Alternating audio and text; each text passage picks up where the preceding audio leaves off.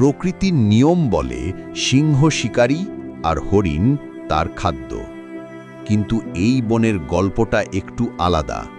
একবার এক তৃষ্ণার্ত সিংহ জল খেতে এসে দেখল একটি ছোট্ট হরিণ ছানা কাদার মধ্যে আটকে ছটফট করছে। বনের রাজা চাইলেই পারত এক থাবায় তার জীবন কেড়ে নিতে, কিন্তু সিংহের মনে জাগল মায়া। সে তার শক্তিশালী মুখ দিয়ে হরিণ ছানাটিকে টেনে তুলল ডাঙায়। ভয়ে কাঁপতে থাকা হরিণ ছানাটি যখন দেখল সিংহটি তাকে মারছে না, তখন সে কৃতজ্ঞতায় সিংহের পায়ে মাথা ঘষল।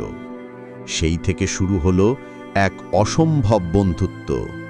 বনের পশুরা অবাক হয়ে দেখে, যেখানে সিংহের গর্জনে বনের পশু পাখি পালায়, সেখানে ছোট্ট হরিণটি সিংহের কেশর নিয়ে খেলা করে। কারণ শক্তি দিয়ে জয় করা যায় শরীর, কিন্তু ভালোবাসা দিয়ে জয় করা যায় হৃদয়।